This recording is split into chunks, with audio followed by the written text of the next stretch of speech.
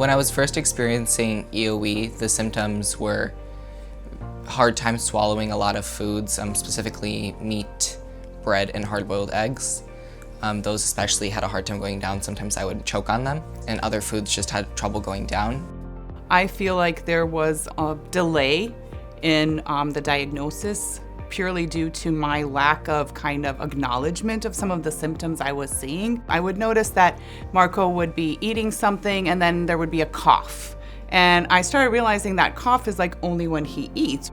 But at some point, I think it was around like 4th grade, he had a choking spell in school after eating a sandwich. So he was choking on the bread and it was pretty dramatic. He went to the nurse's office, it finally went down. So when we were seeing Dr. Bonsall for his allergies, I mentioned this and it was like an immediate trigger for her. She immediately connected that this could be related to EoE and then started the process of like setting us up for seeing a GI doctor so that we could get an EGD done so that we could get an official diagnosis. Hello. Hello. How are you? Good, how are you? Eosinophilic esophagitis, or otherwise known as EoE, is a disease of the esophagus where you get inflammation that leads to what patients feel as either food sticking or trouble swallowing. Because you're having this trouble swallowing, it can lead to choking episodes, and it's very uncomfortable for the patient and can be a true medical emergency. I diagnosed Marko with EoE around about age 10. With that pediatric population, sometimes it's a little bit difficult because they're getting abdominal pain more so at the start. So at the beginning, I was concerned more about the growth, making sure his growth was okay. Is there celiac disease? Is there some other cause? He definitely had allergies. So again, he's part of that quote atopic disease, that allergic disease. And when he said, no, I'm eating slower and the food is starting to stick, I was like, no, this is EoE. We have to partner with the GI. I have to get an endoscopy and we've got to do the biopsies. When's he acid the worst, the morning or the night? Morning. So initially, we did try food avoidance for Marko. He did complain about some acidity as well, so we did use an acid blocker, and then he did get a repeat scope. And after that repeat scope, it still showed that he had higher eosinophils, and he was still having an issue in terms of difficulty swallowing.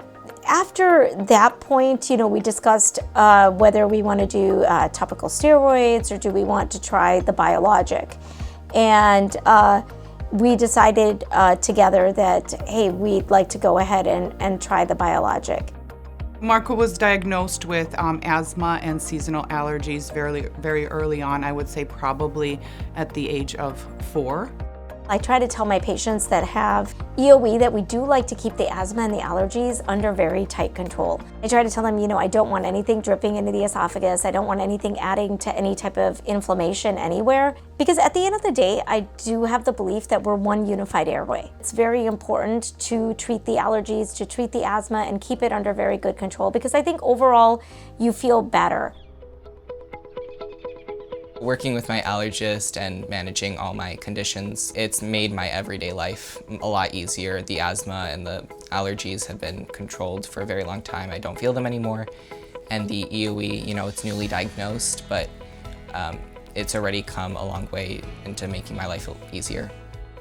This isn't just about Marko, right? It's about the whole family. And how does this affect the whole family unit?